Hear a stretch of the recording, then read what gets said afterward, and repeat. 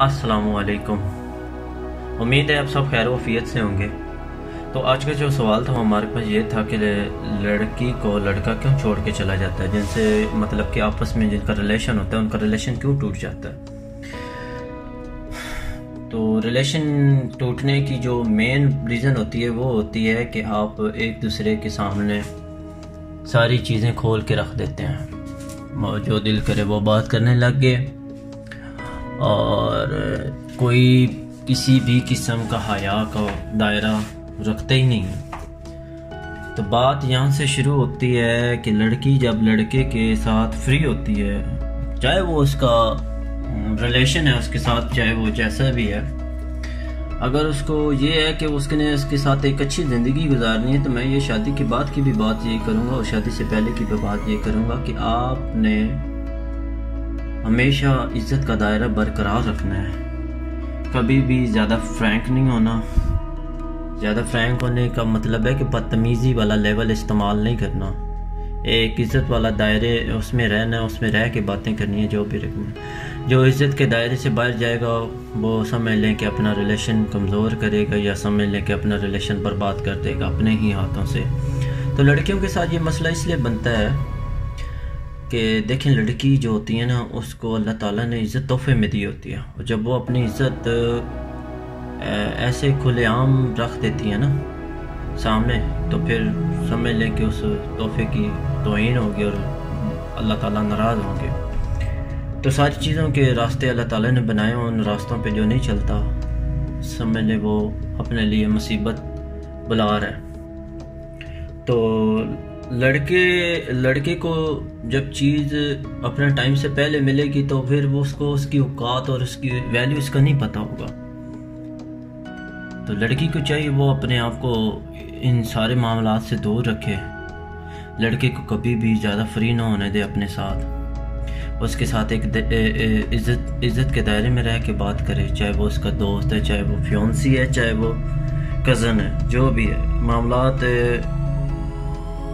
इसके ध्यान रखना चाहिए।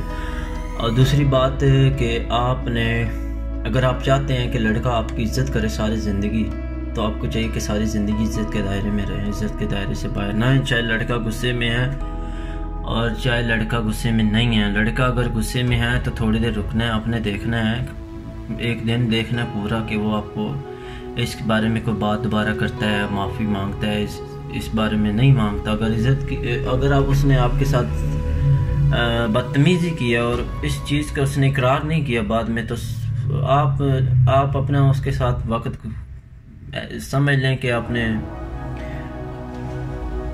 बर्बाद करना है अपने आप को उसके साथ रह के।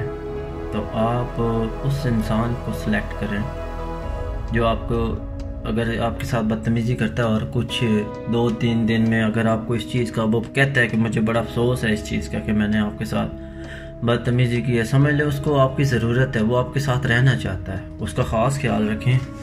ऐसे लोग जो होते हैं ना, वो बड़े ही कम होते हैं जो एहसास करने वाले होते हैं, जिनको एहसास खुद से हो जाता है कि मैंने कोई किसी किस्म की बदतमीज़ी की है। दूसरी बात, लड़के के साथ कभी भी ज़्यादा रोमांस ना ही करें तो वो बेहतर है। सारा मसला होता है रोमांस का। जहाँ रोमांस आ जाता है वहाँ रिलेशन कमज़ोर होना शुरू हो जाता है, क्योंकि शादी से पहले ये सारी चीज़ें हैं ही नहीं हमारे लिए। जब वो हमारे लिए है नहीं तो हम उसको क्यों इस्तेमाल करने की कोशिश कर रहे हैं और उस रास्ते पे चलने की कोशिश कर रहे हैं। बाकी अगर ये एक चीज़ अगर आप अपने अंदर डिलीट करके रखते हैं, इन नहीं करते, इसके ऊपर नहीं आते, तो मेरा नहीं ख्याल है कि कोई भी दुनिया की ताकत आपको जुदा होने से रोक सकती है, या आपके अंदर किसी किस्म का वसवसा पैदा कर सकती है। दूसरी बात, अगर वो आपका कज़न है तो आप दूसरों कज़नों के साथ फ्रैंक ना हो, किसी के साथ ज़्यादा हंसी मजाक ना करें। उस लड़की की ज़्यादा इज़्ज़त होती है जो हर महफिल में, हर जगह पे एक्टिव होकर रहती है, अपने आप को संभाल के रखती हैं। जो अपने आप को नहीं संभालती, बातें तो फिर इधर उधर निकल ही जाती हैं। तो फिर वो बड़ी परेशान हो जाती हैं कि ये क्या हुआ है और क्यों हुआ है। होना नहीं चाहिए। देखिए, बात अगर आपको कोई देख रहा है तो वो लाजमी कहीं ना कहीं बात करेगा कि वो इस तरह कर रही थी और वो इस तरह कर रहा था। तो ये जो चीज़ें होती हैं, इन चीज़ों को ख्याल रखा जाए तो इस तरह के मसले मसाइल कभी भी नहीं बनते। पहली बात जो मैंने समझाई है, सिर्फ उसका ख्याल रखना है। एक चीज़, आप एक इज्जत के दायरे में रहें, दूसरा रोमांस से दूर रहें। रोमांस से दूर रहें। रोमांस से जितना दूर रहेंगे इतना ही आपका फ़ायदा, इतनी ही ज़्यादा आपकी इज्जत होगी, इतना ही लड़का आप पे फिदा रहेगा और वो आपके पीछे पीछे रहेगा। क्योंकि रास्ता एंड जो होता है ना, एंड जो होती है वो तल्ख हकीकत है। कोई भी नहीं इस चीज़ को मानने को तैयार कि लाहासिल मोहब्बत जो होती है ना, वो बड़ी जानलेवा होती है। और मोहब्बत को लाहासिल ही रखो।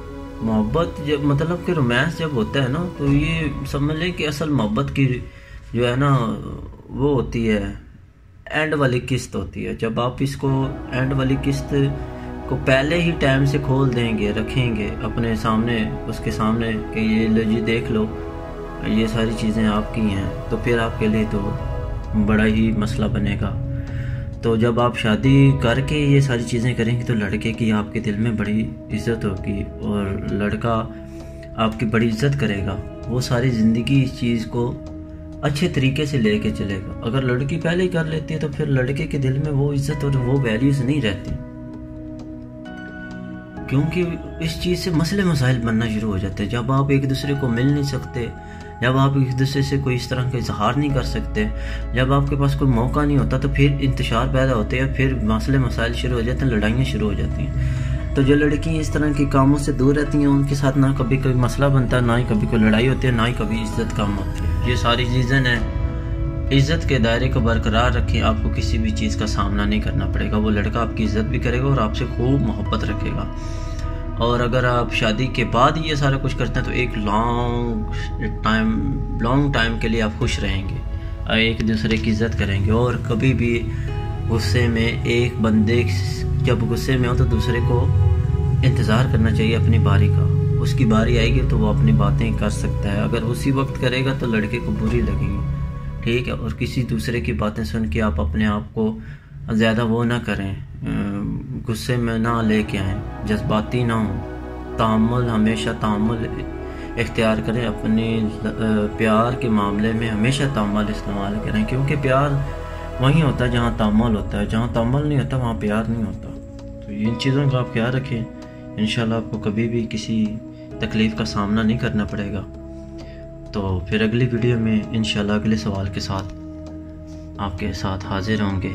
तब तक के लिए अपना ख्याल रखें। अल्लाह हाफिज़।